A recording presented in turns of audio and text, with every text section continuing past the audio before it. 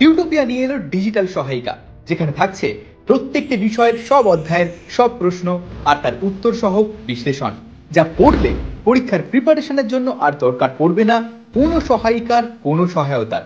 তাই মানে বইয়ের আর কোনো মানে নেই। টিউটোপিয়ার ডিজিটাল সহায়িকা পেতে লক্ষ্য রাখো টিউটোপিয়া লার্নিং অ্যাপের ইউটিউব চ্যানেলে। Hello students, welcome to Tutopia YouTube channel. Tutopia YouTube channel learning platform e tomader shobaike shagoto. Ami Onibrot sir and I have come to you once again with the explanation of a completely new chapter. Er ager class gulote we have already discussed few chapters, the activities, question answers and all types of queries, all types of doubts we tried to clarify in those classes.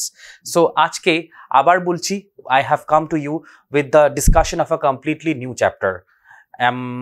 And just before I reveal the name of this chapter, I would like to tell you that এই চ্যাপ্টারটা পড়ার আগে, এই চ্যাপ্টারটার discussion দেখার আগে একটাই just কথা বলার, যে এই ক্লাসটা দেখলে, if you watch this class, তোমাদের এই চ্যাপ্টার সংক্রান্ত সব ধরনের ডাউট, সব ধরনের কোয়েশ্চেন এবং বই থেকে এই চ্যাপ্টার সংক্রান্ত যত অ্যাক্টিভিটি, সেই সব সম্পর্কে সমস্ত ডাউট তোমাদের ক্লিয়ার হয়ে যাবে। So stay tuned, I am just going to reveal the name of the chapter. Wait, yes, this is the 11th chapter from your book, class 9, and the name of the chapter is A Shipwrecked Sailor. একজন জাহাজ পরিত্যক্ত নাবিক, একজন জাহাজ পরিত্যক্ত নাবিকের কাহিনী। and this portion, it is a small portion from a very popular novel, একটা খুব বিখ্যাত ব্রিটিশ উপন্যাস থেকে এই অংশটা তোমাদের সিলেবাসে দেওয়া হয়েছে। and the name of that novel is basically Robinson Crusoe, written by the eminent British author Daniel Defoe. Daniel Defoe নামক একজন বিখ্যাত ব্রিটিশ লেখকের লেখা একটি উপন্যাস, যার নাম হচ্ছে রবিনসন ক্রুসো, তার একটি অংশ তোমাদের সিলেবাসে অন্তর্ভুক্ত করা হয়েছে। The name of the portion is a shipwrecked sailor. I repeat once again, একজন জাহাজ পরিত্যক্ত নাবিকের কাহিনী।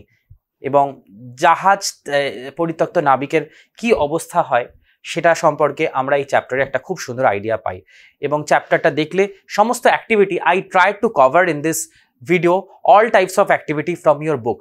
চ্যাপ্টারটা অ্যাক্টিভিটি শুরু করার আগে জাস্ট আবার তোমাদেরকে আমি বলে নিতে চাই যে আমি আশা রাখবো এই চ্যাপ্টার সংক্রান্ত যত কোয়ারি সেসব দেখার আগে আবার আমি আশা রাখবো যে তোমরা নিশ্চয়ই এই চ্যাপ্টারটা বাড়িতে পড়ে ফেলেছো। I hope that you have already studied this chapter at home. এবং হয় সেটা স্কুলে হোক বা বাড়িতে হোক, কারোর গাইডেন্সে নিশ্চয়ই তোমরা পড়েছো বা নিজে সেলফ স্টাডি করেছো। এবং যদি সেটা পড়া না থাকে, I will request you to go through the chapter thoroughly, then watch this video. Because চ্যাপ্টারটা না পড়া থাকলে তোমরা কিন্তু এই ভিডিওটার অনেক কিছু অংশ বুঝতে পারবে না। এবং যদি না পড়া থাকে সেক্ষেত্রে I can give you another suggestion, that is তোমরা কিন্তু আমাদের টিউটোপিয়ার যে লাইভ ক্লাসেস আছে সেই লাইভ ক্লাস কিন্তু অ্যাক্সেস করতে পারো। তোমরা টিউটোপিয়ার যে আমাদের অ্যাপ আছে প্লে স্টোর, গুগল প্লে স্টোরে গিয়ে সেই অ্যাপ ডাউনলোড করে you can get access to the video of the live classes, যেখানে আমাদের স্যারেরা খুব সুন্দরভাবে সমস্ত চ্যাপ্টার খুব সুন্দরভাবে এক্সপ্লেন করেছে। এবং এই ক্লাসটা সংক্রান্ত যে ভিডিও আছে সেটা দেখলে নিশ্চয়ই তোমাদের সমস্ত রকম ডাউট ক্লিয়ার হয়ে যাবে। সো আমি এক্সপেক্ট করব যে তোমরা অলরেডি এই চ্যাপ্টারটা পড়ে ফেলেছো এবং পড়ে তারপরে কিন্তু এটা দেখা শুরু করবে এই ভিডিও। এবং তোমাদের সুবিধার্থে এই ভিডিওর শেষে আমরা একটি টাইমলাইন দিয়ে রেখেছি, যেখানে আমরা এমসিকিউ, এসএকিউ, এলএকিউ এবং তার সাথে সাথে গ্রামার, রাইটিং স্কিল সংক্রান্ত সমস্ত জিনিস যা যা এই ভিডিওতে কভার করা আছে সেটা একটা সুন্দর করে টাইমলাইন মেনটেন করে আমরা দেওয়ার চেষ্টা করেছি। আশা রাখবো সেটা তোমাদেরকে হেল্প করবে in order to understand this chapter. সেটা পুরোটাই তোমাদের সুবিধার্থে দেওয়া। So now I am going to start, rather we are going to study all the activities, all the question answers from the chapter A Shipwrecked Sailor. Let's start the question answers.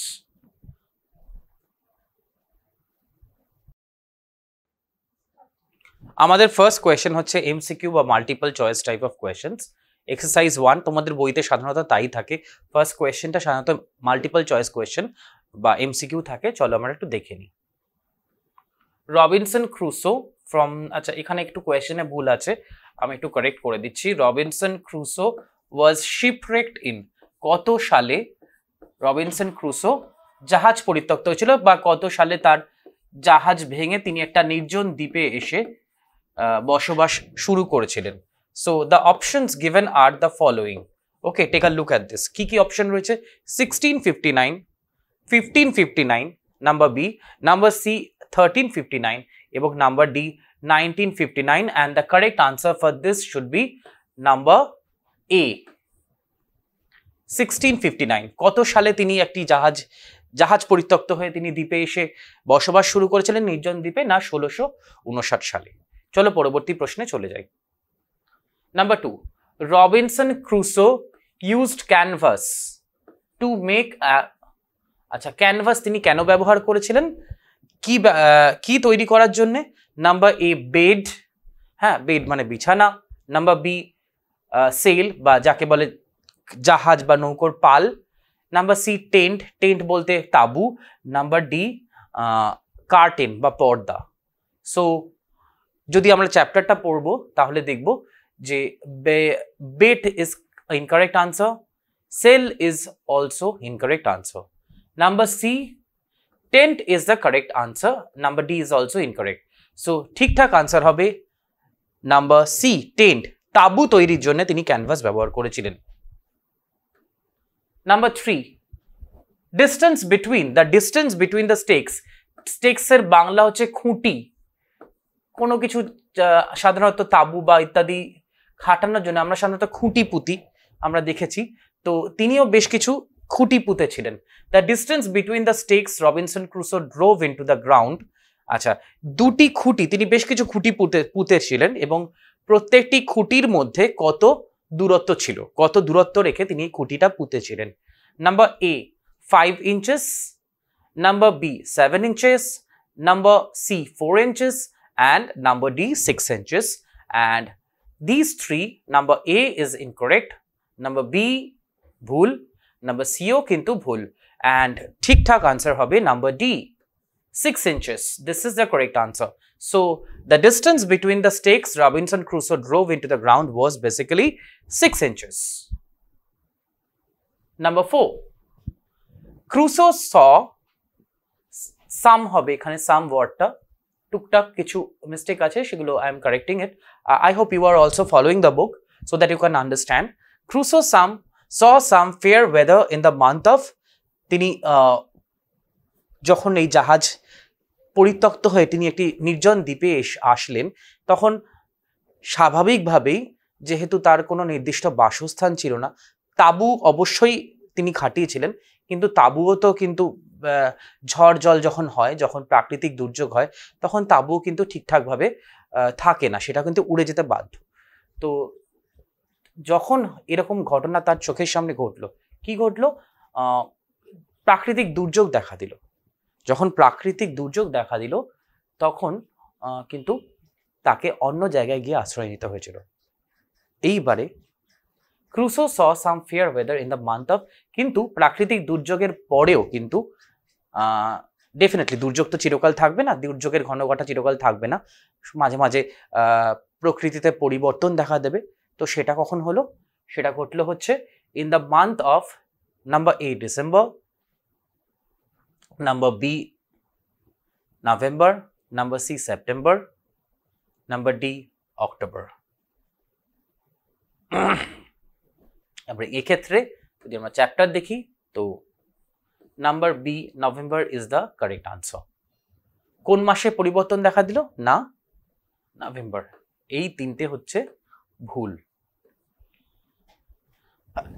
Excuse me. Number 5,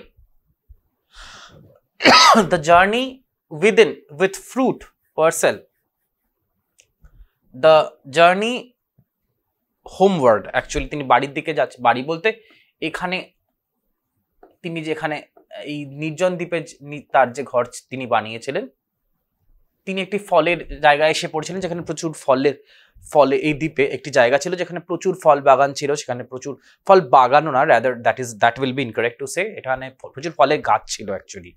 তো সেই ফলের গাছওয়ালা জায়গাটা এসে তিনি প্রচুর ফল গাছের সন্ধান পেলেন এবং সেখান থেকে প্রচুর ফল সংগ্রহ করলেন, এবং সেই ফল সংগ্রহ করে তিনি যেখানে তাঁবু খাটিয়েছিলেন, তার ঘর যেখানে এই নির্জন দ্বীপে, সেই ঘরের উদ্দেশ্যে তিনি রওনা হলেন। So the journey homeward with flute parcel took Crusoe. কতদিন লেগেছিল বাড়ি যেতে তার? Number A 5 days, number B 10 days, number C 3 days, and number D 4 days, and the correct answer should be number C 3 days। 3 দিন লেগেছিল তার এই ফলের জায়গা থেকে তার ঘরের দিকে যেত। ইট টুক বেসিক্যালি 3 days। ওকে, তো তোমরা হোপফুলি দেখলে এই 5খানা এমসিকিউ এবং সবকটাই তোমাদের বই থেকে নেওয়া।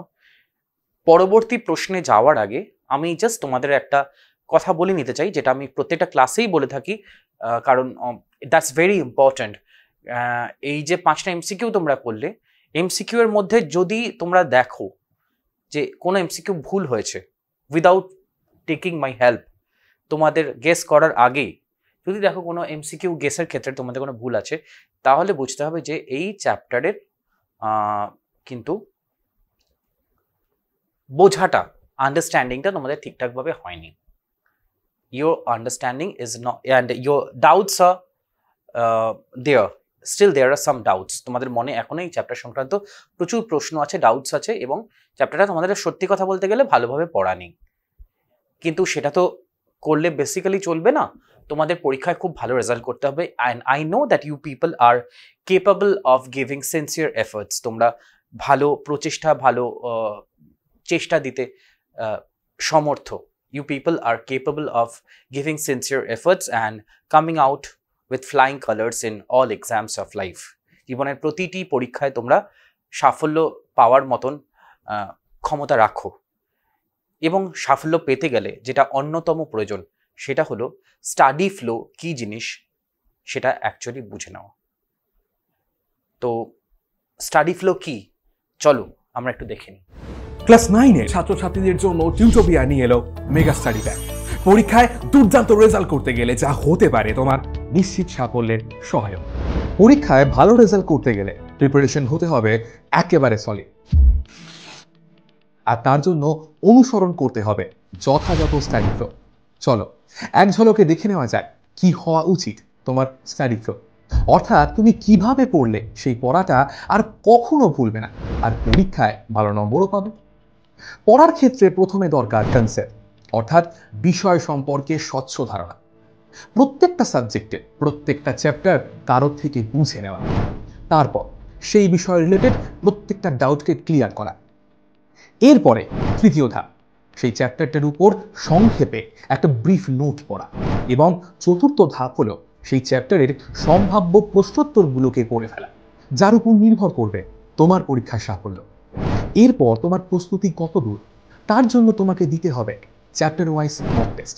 তবে শুধুমাত্র টেস্ট দিলেই কিন্তু হবে না, বিশেষজ্ঞ কোনো শিক্ষককে দিয়ে সেই উত্তরপত্র চেক করিয়ে বুঝে নিতে হবে কোথায় কোথায় খামতি রয়েছে। যদি টেস্টের ফল ভালো হয় তবে বুঝতে হবে তোমার প্রস্তুতি কমপ্লিট। এবার তুমি পরের অধ্যায় যেতে পারো, আর ফল খারাপ হলে এই পুরো প্রক্রিয়াটা আরও একবার রিভাইজ করতে হবে। তবে বলে রাখি, তোমার এই প্রস্তুতির ক্ষেত্রে তোমার সাহায্য করতে পারে পশ্চিমবঙ্গ বোর্ডের বাংলা মাধ্যমে ছাত্রছাত্রীদের পড়াশোনার জন্য একমাত্র অ্যাপ টিউটোপিয়া। এই পুরো স্টাডি ফ্লোর জন্য টিউটোপিয়াই হলো অল ইন ওয়ান সলিউশন। কিভাবে? Step 1, concept video.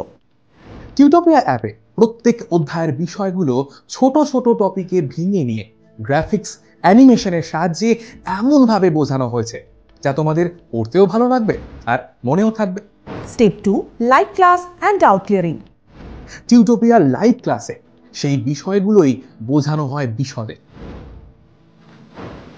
পাশাপাশি প্রত্যেকটা ক্লাসে থাকে ডাউট ক্লিয়ারিং সেশন, যেখানে সরাসরি তোমাদের সমস্ত ডাউট বা সংশয়ের নিরসন হতে পারে। Step 3, brief notes. নোটসের জন্য টিউটোপিয়ায় তোমরা পাবে স্মার্ট নোটস, যেখানে সংক্ষেপে টু দি পয়েন্টে অধ্যায়ের ব্রিফ নোট তো করাই রয়েছে, Step 4. Question and answer.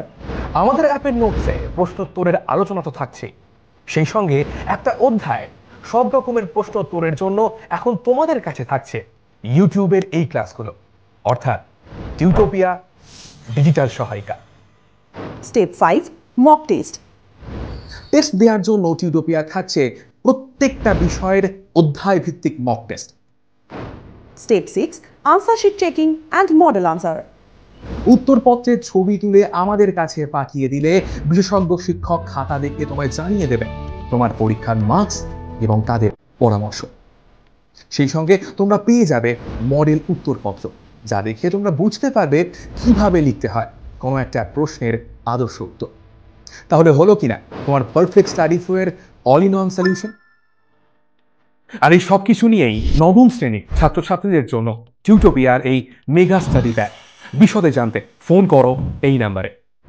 তো তোমরা বুঝলে তো স্টাডি ফ্লোটা কি এক্স্যাক্টলি। চলো আমাদের পরবর্তী প্রশ্নগুলোতে চলে যাই। আচ্ছা, sorry. Answer the following questions within 15 ওয়ার্ডস।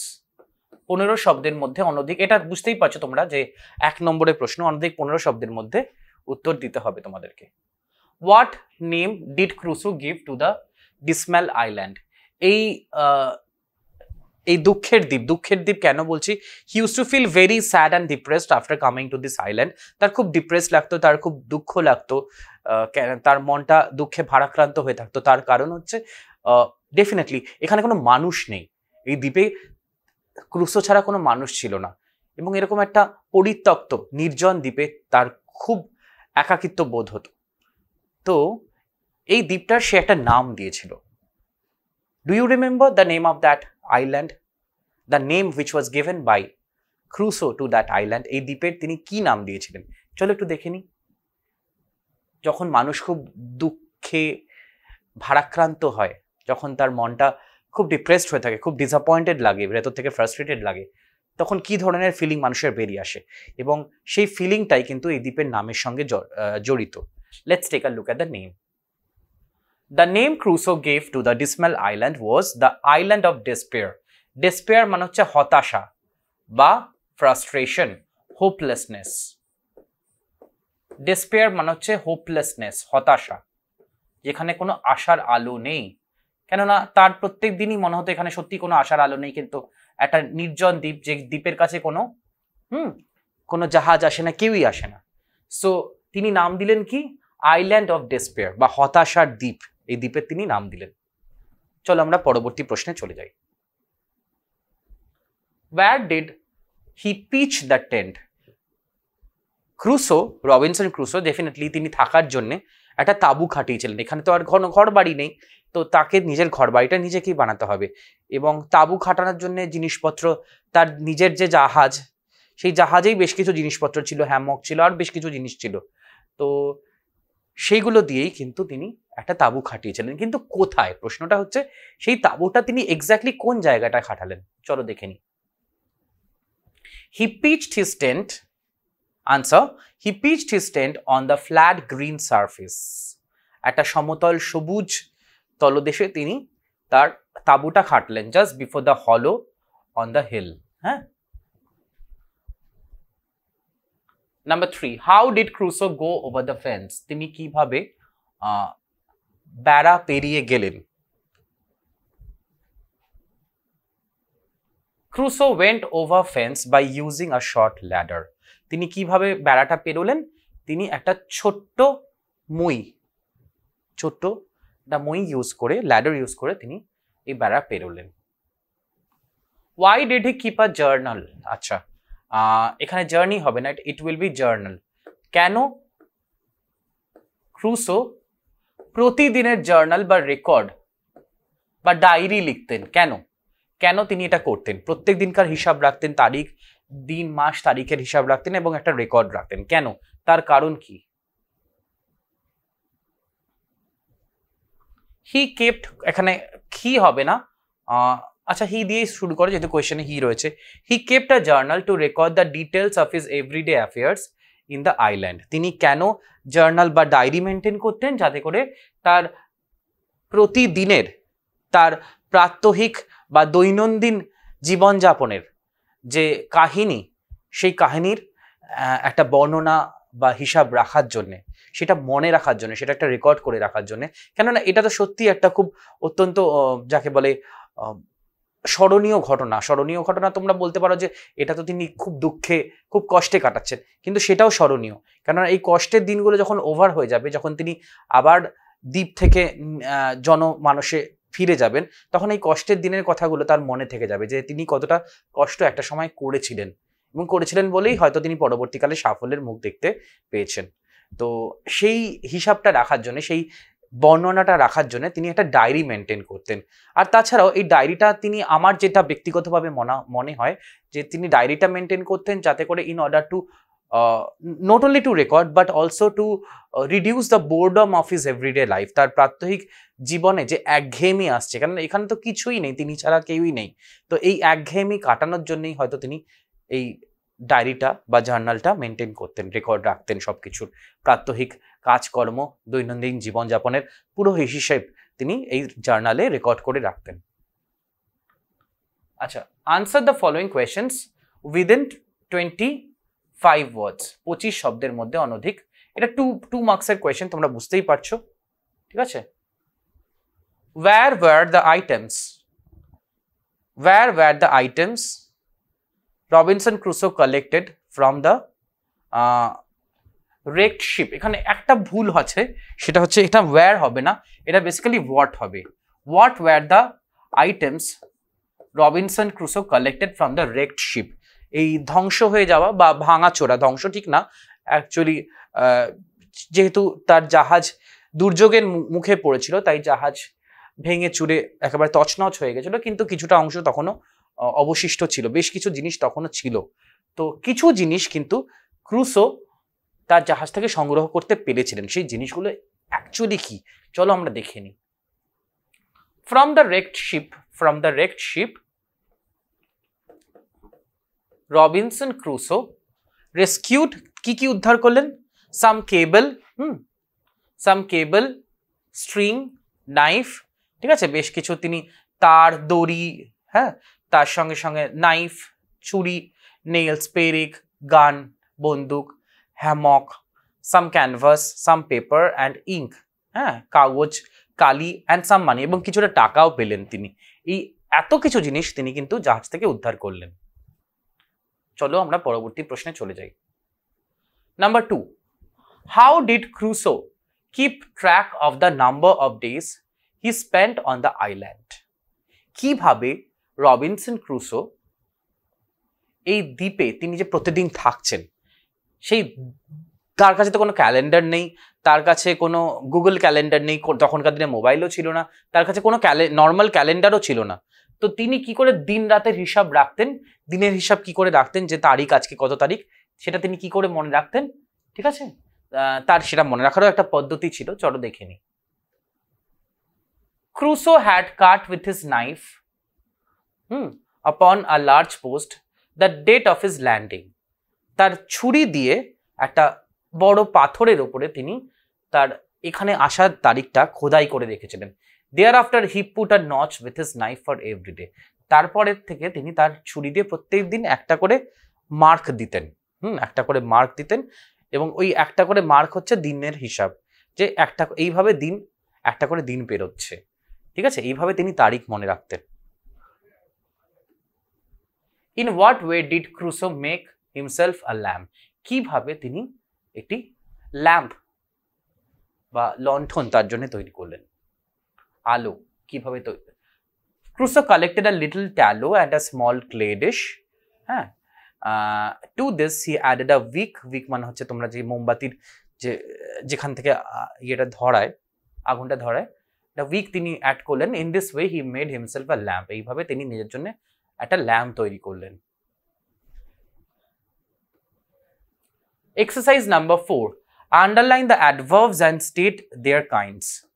এটা খুব তোমরা জানো অ্যাডভার্ব কাকে বলে। অ্যাডভার্ব হচ্ছে ভার্বের সম্পর্কে, আমি আবার বলছি, প্রত্যেকটা ক্লাসেই কোনো যেখানে যেখানে অ্যাডভার্ব বা অন্য চ্যাপ্টার ডিসকাস হয় আমি সেটা সম্পর্কে ছোট্ট করে একটু বলে দিই। আমি জাস্ট ছোট্ট করে সহজে তোমাদের বলে দিতে চাই হোয়াট ইজ অ্যাডভার্ব। অ্যাডভার্ব কথাটাকে ভাঙো, অ্যাড ভার্ব, অ্যাড ভার্ব, ভার্বের সাথে যা কিছু অ্যাড করা হয় সেটাকে বলা হয় অ্যাডভার্ব। তার মানে কি, ভার্বের সঙ্গে যদি আমরা কিছু যুক্ত করি বা ভার্বের সম্পর্কে যদি কিছু বলি সেটাকে বলা হয় অ্যাডভার্ব, ভার্ব বা অ্যাডজেক্টিভ বা another adverb. The purpose of an adverb is to modify the meaning of a verb or an adjective or another adverb. Verb বা অ্যাডজেক্টিভ বা অন্য অ্যাডভার্বের সম্পর্কে যা বলা হয় সেটাকে বলা হয় অ্যাডভার্ব, ভার্বে কিছু অ্যাড করা হলে। যেমন আমি যদি বলি that the boy is running fast, run হচ্ছে দৌড়ানো, সেটা একটা ভার্ব। এবারে বলা হচ্ছে হি ইজ রানিং ফাস্ট, তার মানে কি, হাউ, জাস্ট আমি একটু লিখে দিলে বোধহয় তোমাদের সুবিধা হবে, তাই না? যেমন ধরো আমি বললাম the boy is running fast,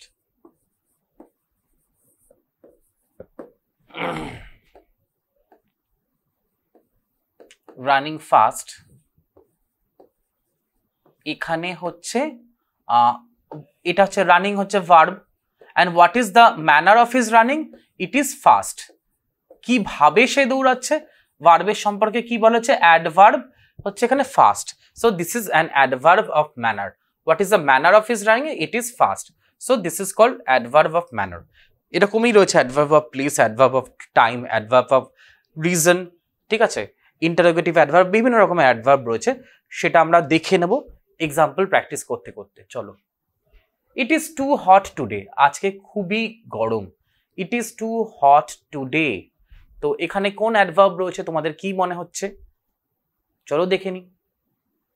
আচ্ছা, এখানে অ্যাডভার্ব হচ্ছে অবশ্যই, হট তো আমরা জানি এখানে অ্যাডজেক্টিভ, তো এখানে অ্যাডভার্ব হচ্ছে টুডে, টুডে হচ্ছে অ্যাডভার্ব অফ টাইম, যেহেতু সময়কে সিগনিফাই করছে। অ্যাডজেক্টিভের সম্পর্কে বলা হলো। Two, the girl seldom visits my house, মেয়েটি, সেলডম মানে হচ্ছে কদাচিৎ, মেয়েটি কদাচিৎ আমার বাড়িতে আসে, মানে খুব কম আসে। এখানে সেলডম ওয়ার্ডটা হচ্ছে অ্যাডভার্ব। কিরকম অ্যাডভার্ব? কদাচিৎ মানে হচ্ছে সে কম আসে, মানে তার আসার ফ্রিকোয়েন্সি কম, তার মানে this is an adverb of frequency. Let's take a look at the answer.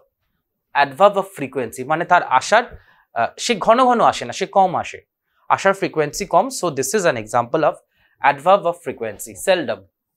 ঠিক আছে, next number 3, he searched everywhere for the book, সব জায়গায় সে বইটি খুঁজলো। আচ্ছা, সার্চ হচ্ছে ভার্ব, তার সম্পর্কে কি বলা হচ্ছে, যে কোথায় খুঁজলো, এভরিওয়্যার। তো ভার্বের সম্পর্কে আমি বলেছি, ভার্বের সম্পর্কে যা বলা হয় বা অ্যাডজেক্টিভের সম্পর্কে যা বলা হয় সেটা হচ্ছে adverb.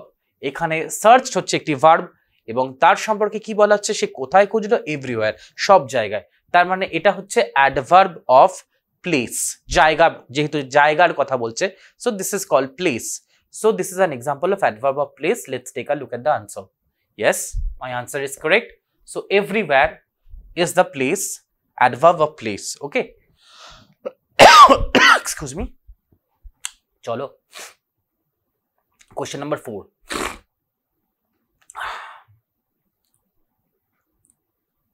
The boy runs fast. এটা আমি আগেই বলেছি, run হচ্ছে এখানে verb. এই এক্সাম্পলটা আমি তখনই দিলাম। আর what is his manner of running? Fast. So this is adverb of manner. কি ধরনের দৌড়াচ্ছে সে দ্রুত দৌড়চ্ছে। So what is his manner of running? This is fast. আনসারটা দেখে নি। হ্যাঁ, yes, fast, and this is adverb of manner. The word fast is an adverb of manner. আচ্ছা, exercise number 5. Underline the clauses in the following sentences and state what kind of clause they are.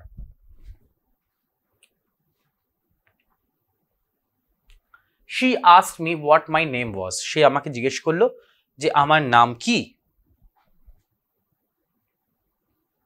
এই যে what my name was, এই পোর্শনটা হচ্ছে this is an example of noun clause. কেন noun clause? যদি আমরা what দিয়ে প্রশ্ন করি, যে অংশটা বাক্যাংশ হিসেবে পাবো সেটাই হচ্ছে উত্তর। যদি আমি কোয়েশ্চেন করি নিজেকে হোয়াট দিয়ে, what did she ask me, she asked me what my name was. এই পুরো বাক্যাংশটা হচ্ছে আমি হোয়াট দিয়ে প্রশ্ন করলে যে উত্তর পাবো সেই বাক্যাংশটা যদি উত্তর আসে সেটা হবে আমার আনসার নাউন ক্লজের ক্ষেত্রে। So this is an example of noun clause. What did she ask me? What my name was. She ask me what my name was. So পুরো বাক্যাংশটাই হচ্ছে এটার উত্তর। So this is an example of noun clause. He is a friend who has always help me. সে এমন একজন বন্ধু যে আমাকে সবসময় সাহায্য করেছে। এখানে who has always help me এটা হচ্ছে adjective clause.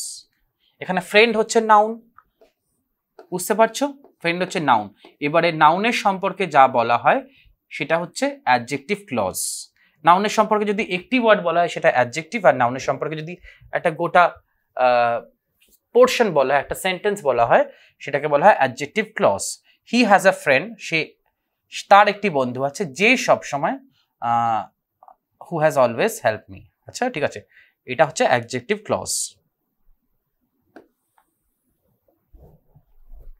Next, please enter the room when you are asked to. তখনই ঘরে ঢুকো, দয়া করে তখনই ঘরে ঢোকো যখন তোমাকে জিজ্ঞেস করা হয়েছে। এই পুরো পোর্শনটা হচ্ছে this is an example of adverb clause. কেন অ্যাডভার্ব ক্লজ? কেননা এটা প্লেসকে প্লেস না, টাইমকে সিগনিফাই করছে। কখন ঢুকতে বলছে? When you are asked to, যখন তোমাকে জিজ্ঞেস করা হবে। That he will win is known to us. চলো দেখে নি এটার উত্তর। Noun clause. What is known to us? That he will win. এই পুরো পোর্শনটা হচ্ছে নাউন ক্লজ। কেন? আমি যদি হোয়াট দিয়ে প্রশ্ন করি, what is known to us, the answer that we will get that is that he will win. তো এই পুরো পোর্শনটা হচ্ছে নাউন ক্লজ। নেক্সট প্রশ্ন, আইডেন্টিফাই। এখানে আইডেন্টিফাই হবে, identify the following sentence as sentences as simple, complex and compound. চলো দেখে নি। They predicted that it would rain. তারা প্রেডিক্ট করেছিল যে বৃষ্টি হবে। তারা কমপ্লেক্স সেন্টেন্স কেন? এখানে একটা প্রিন্সিপাল ক্লজ আছে এবং একটি সাবঅর্ডিনেট ক্লজ আছে। They predicted that it would rain. The weather being fine, এখানে ফাইন শব্দটা অ্যাড হবে। The weather being fine, the children went out to play. Weather ভালো থাকার কারণে বাচ্চারা খেলতে বেরোলো। ডেফিনেটলি এটা একটাই সিম্পল সেন্টেন্স, এখানে একটাই ক্লজ আছে। The weather being fine, the children went out to play. Ravi woke up early but could not reach school on time. রবি তাড়াতাড়ি উঠেছিল কিন্তু সময়ে স্কুল পৌঁছতে পারেনি। আমরা জানি যে কনজাংশন যদি থাকে সেন্টেন্সের ক্ষেত্রে, যদি একটি কনজাংশন দুটো ক্লজকে আলাদা করে দেয়, দুটো ক্লজ যে দুটোই প্রিন্সিপাল ক্লজ বা দুটোই কোঅর্ডিনেট ক্লজ, এটাকে বলে কোঅর্ডিনেট ক্লজ। ঠিক আছে, but he could not reach school on time, তাহলে সেক্ষেত্রে সেটা হবে হচ্ছে কম্পাউন্ড সেন্টেন্স। দুটো প্রিন্সিপাল ক্লজ আছে, তাই জন্য এটা হবে কম্পাউন্ড সেন্টেন্স। কম্পাউন্ড সেন্টেন্সের ক্ষেত্রে একটি কনজাংশন দুটো প্রিন্সিপাল ক্লজকে বা দুটো কোঅর্ডিনেট ক্লজকে আলাদা করে। Finishing his work my father returned home. কাজ শেষ করে আমার বাবা বাড়ি ফিরলেন। এটা হবে simple sentence. Finishing his work my father returned home, one principal clause. এখানে একটাই প্রিন্সিপাল ক্লজ আছে যে কাজ শেষ করে বাবা বাড়িতে ফিরলেন। এখানে কোনো কনজাংশনেরও সেরকম ইউজ নেই। ঠিক আছে, তো এক্ষেত্রে একটাই সাবজেক্ট এবং একটাই কমপ্লিট থট আছে। there is only one subject and there is only one complete thought, so this is an example of simple sentence.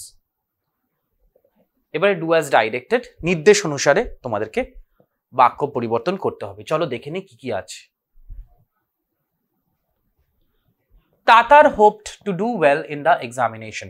Tatar আশা করেছিল যে সে পরীক্ষায় ভালো করবে। Change into a complex sentence, এটাকে কমপ্লেক্স সেন্টেন্সে আর জটিল বাক্যে পরিবর্তন করতে বলেছে। এখানে জটিল বাক্যে পরিবর্তন করতে গেলে সাধারণত আমরা দ্যাট বা হোয়েন এগুলোর সাহায্য নিই। তো চলো দেখে নি কি ইউজ করি। Tatar hoped that he would do well, আমি ভেঙে দিয়েছি জিনিসটাকে, টুটাকে আমি রিপ্লেস করেছি দ্যাট দিয়ে। তাতার হোপড দ্যাট, এখানে he would do well in the examination, যে সে পরীক্ষায় ভালো করবে। এবং কমপ্লেক্স সেন্টেন্সের ক্ষেত্রে একটি প্রিন্সিপাল ক্লজ এবং একটি ডিপেন্ডেন্ট ক্লজ বা সাবঅর্ডিনেট ক্লজ থাকে।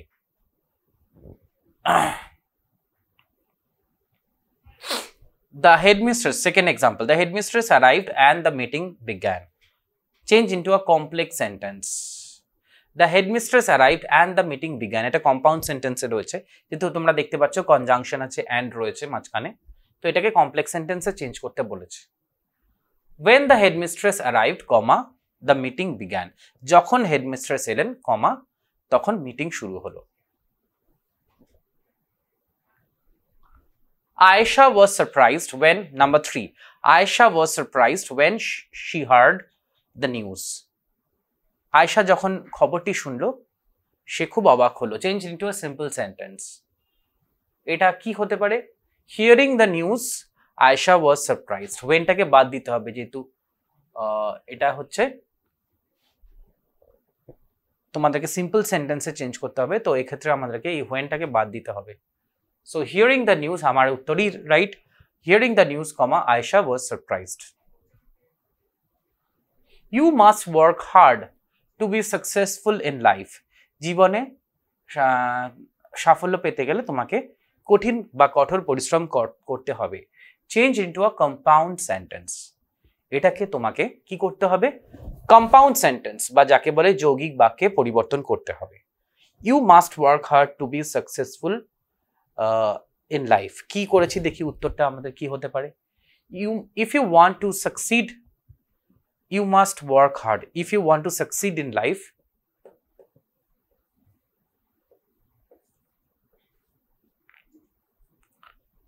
you must work hard. If you want to succeed, যদি তুমি জীবনে সাফল্য পেতে চাও, you must work hard. Excuse me. Next example. Exercise number 8 কি রয়েছে দেখি। আচ্ছা, আমাদের গ্রামার পোর্শন মোটামুটি শেষ হলো। এবার গ্রামার পোর্শনের পরে রয়েছে হচ্ছে আমাদের রাইটিং স্কিল। রাইটিং স্কিলে আমাদের এই চ্যাপ্টারে দুটো লেটার রয়েছে, একটা ফর্মাল লেটার, একটা ইনফর্মাল লেটার। চলো একটু দেখে নিই। You had been ill for 3 days. 3 দিন তুমি অসুস্থ ছিলে। Write a letter to the headmaster or headmistress of your school seeking leave of absence for those days. 3 দিন তুমি অসুস্থ ছিলে। এবার তোমার স্কুলের প্রধান শিক্ষক বা প্রধান শিক্ষিকাকে তোমাকে একটি চিঠি লিখতে হবে। চিঠি লিখে সেই যেহেতু তুমি অ্যাবসেন্ট করেছো, যেহেতু তুমি অ্যাবসেন্ট ছিলে, অনুপস্থিত ছিলে, সেই অনুপস্থিতির জন্য একটু মার্জনা চেয়ে, যেহেতু এটা অনিচ্ছাকৃত ভুল, সেক্ষেত্রে তুমি মার্জনা চেয়ে একটি চিঠি লিখবে যাতে করে তার পারমিশন তুমি পেতে পারো। চলো একটু দেখে নিই।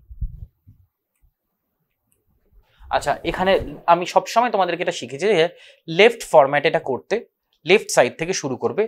আমি আলাদা করে পেজে, এই জন্যই ফরম্যাটটা দেখানোর জন্য আলাদা আলাদা পেজে জিনিসটাকে রেখেছি। টু দ্য হেডমিস্ট্রেস, এখানে টু এর পরেও কিন্তু একটা কমা হবে।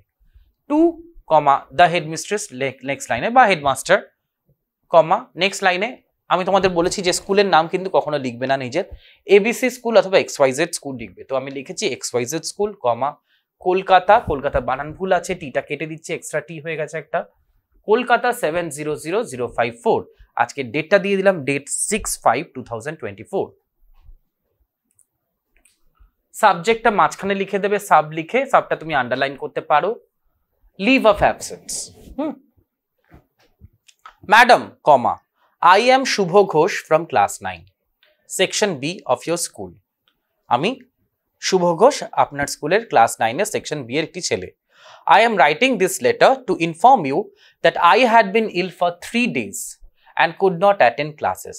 আমি এই দ্বিতীয় লাইনে তুমি বলে দিচ্ছ কেন তুমি এই লেটার লিখছো। লেটারের লেখার কারণটা তোমাদেরকে একেবারে শর্ট করে বলে দিতে হবে, এবং এই ধরনের ফর্মাল লেটার কিন্তু যতটা ছোট হবে ততই কিন্তু ভালো। বেশি এখানে লিখতে যাবে না, একদম it should be precise and compact. তো তুমি কি লিখছো? আমি এই চিঠিটি লিখছি কারণ আমি 3 দিন অসুস্থ ছিলাম এবং আমি ক্লাস অ্যাটেন্ড করতে পারিনি, অনুপস্থিত ছিলাম এবং ক্লাসে আসতে পারিনি। I am completely fine to come to school now. এখন আমি স্কুলে আসার মতন একদম সঠিক পরিস্থিতিতে আছি, আমি সুস্থ সম্পূর্ণ and carry on with the further study, হ্যাঁ, এবং পরবর্তী পড়াশোনা চালিয়ে যেতে সক্ষম। I request you to kindly grant me, এটা পরবর্তী প্যারাগ্রাফে লিখবে, I request you to kindly grant me leave for the days when I was absent. যে দিনগুলোতে আমি অনুপস্থিত থেকেছি সেই দিনগুলোর জন্য আমাকে ছুটি মঞ্জুর করবেন, ঠিক আছে। Photocopy of my medical certificate has been attached herewith for your kind perusal and consideration.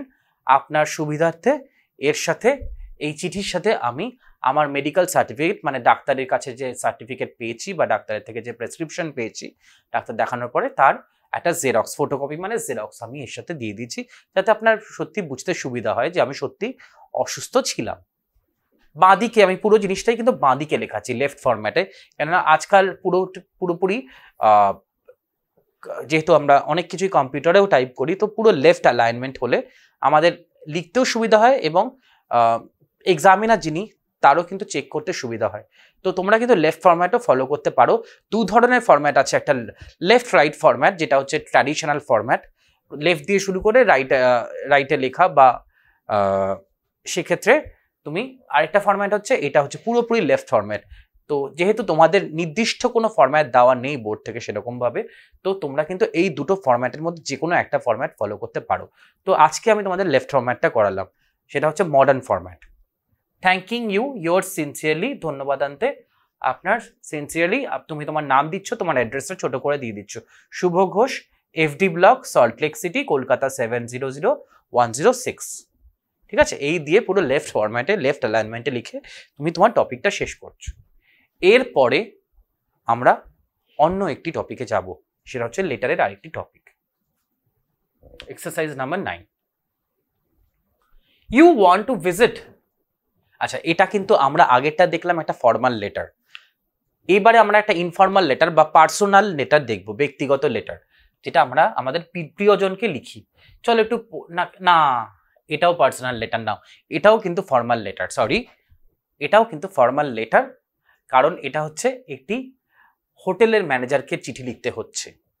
তো দেখে নি, একটু পড়ে নি। You want to visit a tourist spot during the Puja vacation, তুমি পূজা ভেকেশনে, পুজোর ছুটিতে একটি ট্যুরিস্ট স্পটে যাওয়ার প্ল্যান করেছো। Right a letter within 100 words to the manager of a hotel, 100 শব্দের মধ্যে একটি হোটেলের ম্যানেজারকে একটি চিঠি লেখো। এনকোয়ারিং about the availability of rooms, যে বাড়ি আছে কিনা, ঘর আছে কিনা, রুম অ্যাভেলেবেল আছে কিনা পুজোর ছুটিতে এখানে। কস্ট ইনভলভড, কত টাকা লাগবে, and sights to be seen, এবং কোন কোন জায়গায় তুমি যেতে ইচ্ছুক, সবকিছুই কিন্তু হোটেলের ম্যানেজারকে জানাবে। চলো একটু পড়ে নি আনসার। বাঁ দিক দিয়ে শুরু করলাম লেফট ফরম্যাটে, আবার টু দ্য ম্যানেজার, আরেকটা এখানে কমা দিচ্ছি, হোটেল মানসরোভার ইন্টারন্যাশনাল, হরিদ্বার বললাম, হরিদ্বার 302020, ডেট দিয়েছি 06/05/2024, ঠিক আছে। বাঁ দিক দিয়ে শুরু করলাম। সাবজেক্ট আবার মাঝখানে ছোট করে enquiry for the booking, booking করার জন্য আমি যা যা আমার তথ্যানুসন্ধান করার সেগুলো করছি। স্যার দিয়ে শুরু করো, জাস্ট স্যার, আর কিচ্ছু লাগবে না, একদম ছোট করে। প্রথমে তোমার নামটা তুমি মেনশন করবে, আই কমা একটা নাম দিয়েছি Raj Chakraborty, comma with my family I am planning to visit Haridwar during puja vacation in October. I মানে হচ্ছে দ্যাট ইজ, তো আমি রাজ চক্রবর্তী, আমি এই পুজোর ছুটিতে আমার পরিবার নিয়ে হরিদ্বারে যাওয়ার প্ল্যান করছি। I came to know about your hotel from my uncle who stayed at your hotel during his conference last year. এবারে তুমি বলছো যে তুমি কি করে এই হোটেলটা সম্পর্কে জানলে, হোটেলটার সম্পর্কে তথ্য হঠাৎ করে এই হোটেলটাই তুমি কেন সিলেক্ট করলে। ডেফিনেটলি এই হোটেলটা সম্পর্কে তুমি কারোর থেকে শুনেছো, সুনাম শুনেছো, ঠিক আছে। তো তুমি সেটা মেনশন করবে হোটেলের ম্যানেজারকে। কি লিখছো, I came to know about your hotel from my uncle who stayed at your hotel during his conference last year. আমি আপনার হোটেল সম্পর্কে আমার কাকার থেকে জেনেছি, যিনি গত বছর তার একটি কনফারেন্স চলাকালীন, তার অফিসের একটি কনফারেন্স চলাকালীন আপনার হোটেলে থেকেছিলেন। তো তিনি ডেফিনেটলি হোটেলের সুনাম করেছেন। এইবারে তুমি কি কি চাও সেগুলো বলছে। তার আগে এটা বলে দিচ্ছ যে he highly recommended me your hotel. আমার কাকা আপনার হোটেলের নাম আমাকে বারবার করে রেকমেন্ড করেছেন। তিনি বলছেন যে হরিদ্বারে বেড়াতে গেলে কিন্তু বা কোনো কাজে গেলে কিন্তু এই হোটেলেই থেকো। I also had a look at the photos of your hotel available on Google. আজকাল তো সবকিছুই খুব সহজে পাওয়া যায়, তাই তুমি বলছো যে আমি গুগলে আপনার গুগল ইমেজে গিয়ে, মোবাইলে বা কম্পিউটারে গুগল ইমেজে গিয়ে আপনার হোটেলের ফটো দেখছিলাম and would like to stay in your hotel, এবং আমার ভালো লেগেছে এবং সেই কারণে আপনার হোটেলেই আমি থাকতে চাই। I want to know the availability of rooms for 6 members. আমি জানতে চাই যে 6টি মেম্বারের জন্য পুজোর সময়, যেহেতু পুজোর সময় প্রচণ্ড রাশ হয়, যে কোনো জায়গাতেই প্রচণ্ড ভিড় হয়, অনেক আগে থেকে লোকে ট্রেনের টিকিট বুক করে, হোটেলের টিকিট বুক করে, ঠিক আছে, তো জায়গা পাওয়াটা অনেক সময় সম্ভব হয় না। তাই তুমি মেনশন করছো যে আমি জানতে চাই যে 6 জন মেম্বারের জন্য কোনো রুম বা কিছু রুম অ্যাভেলেবেল আছে কিনা। আমি 6 জন মেম্বারকে নিয়ে যাব। And it's cost for per day stay, এবং এর সঙ্গে আমি জানতে চাই যে প্রতিদিনের রুম ভাড়া কত, একটি রুমের প্রতিদিনের ভাড়া কত। Also it would be great if you suggest some sights along with that, since it is our first time to visit. তার সঙ্গে খুব ভালো হবে যদি আপনি কিছু জায়গার নাম বলে দেন, যে হরিদ্বারে আমরা কোথায় কোথায় বেড়াতে যাব। আমি জানি না তোমরা কোনোদিন হরিদ্বারে বেড়াতে গেছো কেন, ওখানে খুব ভালো ভালো বেড়ানোর জায়গা আছে কাছাকাছি। হরিদ্বার থেকে হরিদ্বারে তো তোমার হারকি পাউরি ঘাট তো রয়েছে, হরিদ্বারের মন্দিরগুলি আছে, এবং এর বাইরেও হরিদ্বারে বেড়াতে যাওয়ার জায়গা বলতে ওখানে রয়েছে তোমার একটি পাহাড়ের উপর একটা সুন্দর মনসা মন্দির আছে, ঠিক আছে। তো তাছাড়াও রয়েছে ওখানে কাছাকাছি বলতে নীলকণ্ঠ বলে একটা মন্দির আছে, সবকটাই পাহাড়ের উপরে ওখানে। তাছাড়া কাছাকাছি ওখানে লক্ষ্মণ ঝুলা আছে, ঋষিকেশ আছে, মুসৌরি আছে, দেরাদুন আছে, বেশ কিছু জায়গা ওখান থেকে বেড়াতে যাওয়া যায়। খুব সুন্দর সুন্দর জায়গা আছে হরিদ্বারের কাছাকাছি। তো আমি বলছি কি, it would be great if you suggest some sights along with that. আমি জাস্ট বলে দিলাম এটা জায়গাগুলোর নাম, কেননা এই টপিকটা হরিদ্বার সংক্রান্ত এবং আমি যেহেতু নিজে গেছি, জায়গাটা সম্পর্কে আমার অভিজ্ঞতা আছে, তাই আমি বলে দিলাম। তাই আমি জানতে চাইছি, যাই হোক, also it would be great if you suggest some sights along with that since it is our first time to visit. খুব ভালো হবে যদি আপনি কিছু জায়গার নাম আমাকে বলে দেন এখানে বেড়ানোর জন্যে, কারণ আমার প্রথম যাচ্ছি এখানে বেড়াতে, আমি এর আগে কোনোদিন হরিদ্বারে যাইনি। হ্যাঁ, সেটাই বলছি। We are planning to visit. আচ্ছা, এবার তুমি বলছো যে তুমি কবে যাবে। We are planning to visit in the second week of October. আমরা অক্টোবরের দ্বিতীয় সপ্তাহে হরিদ্বারে যেতে চাইছি। So kindly let us know all the details as soon as possible. তাই যত শীঘ্র সম্ভব, যত দ্রুত সম্ভব আমাদেরকে সব ধরনের ডিটেলস দিয়ে দিন, যে এই যা যা ডিটেলস আমি চাইলাম আপনার হোটেল সংক্রান্ত। এবার আগে থেকে তুমি বলে দিচ্ছ থ্যাঙ্কিং ইউ ইন অ্যান্টিসিপেশন, মানে আপনার উত্তরে অপেক্ষায় রইলাম, আগে থেকে ধন্যবাদ দিয়ে দিচ্ছ। Yours faithfully Raj Chakraborty. আচ্ছা, রাজ চক্রবর্তীটা না পরবর্তী লাইনে লিখবে, এখানে আমি প্যারাগ্রাফ সাইন দিয়ে দিলাম, এটা একটু ছোট্ট ভুল আছে। রাজ চক্রবর্তীটা তোমরা পরবর্তী লাইনে লিখবে, ঠিক আছে। ইয়োর্স ফেথফুলি রাজ চক্রবর্তী, কমা, নেক্সট তোমার অ্যাড্রেস। আমি আবার একই অ্যাড্রেস দিয়েছি যাতে তোমাদের অনেক সময় অ্যাড্রেস মনে থাকে না, কাকে অ্যাড্রেস লিখবো, নিজের অ্যাড্রেসটুকু ছাড়া অন্য অ্যাড্রেস মনে থাকে না, তাই আমি একটা অ্যাড্রেস দিয়ে দিলাম। আগেরটা তো একই অ্যাড্রেস ইউজ করেছি। FD block, Salt Lake city, Kolkata 700106। তো এই চ্যাপ্টার সংক্রান্ত শিপরেক্ট সেলার, এই চ্যাপ্টার সংক্রান্ত সমস্ত কোয়ারি, সমস্ত অ্যাক্টিভিটি আজকের ক্লাসে আমরা ডিসকাস করলাম। এই চ্যাপ্টারের মধ্যে আমরা প্রথমে করলাম হচ্ছে এমসিকিউ, তারপরে করলাম হচ্ছে আমরা শর্ট আনসার টাইপ কোয়েশ্চেন্স। প্রথমে 15 ওয়ার্ডসের উইদিন 15 ওয়ার্ডস মানে 1 মার্ক কোয়েশ্চেন, দেন 2 মার্কস কোয়েশ্চেন। তারপরে আমরা ডিসকাস করলাম হচ্ছে গ্রামার, এবং সব শেষে আমরা দু ধরনের রাইটিং স্কিল, দু ধরনের না, একই রাইটিং স্কিল কিন্তু দুটো টাইপের ফর্মাল লেটার আমরা ডিসকাস করলাম। তো আশা করি এই চ্যাপ্টার সংক্রান্ত যত ডাউট, যত কোয়েশ্চেন, যত কোয়ারি তোমাদের ছিল সেটা ক্লিয়ার হয়ে গেছে। চ্যাপ্টারটা এই ভিডিও দেখাকালীন অবশ্যই তোমরা খাতা বই এবং খাতা পেন নিয়ে বসবে এবং সমস্ত কিছু কিন্তু ভালোভাবে নোট ডাউন করবে, ভালোভাবে ভিডিওটা দেখবে যাতে চ্যাপ্টারটা বুঝতে তোমাদের সুবিধা হয়। আবার পরবর্তী সময় তোমাদের সঙ্গে আমার দেখা হবে অন্য কোনো ক্লাসের অন্য কোনো টপিক এবং তার সংক্রান্ত সমস্ত কোয়েশ্চেন আনসারের ডিসকাশন নিয়ে। ততদিন পর্যন্ত তোমরা সবাই ভালো থেকো। Take care and by.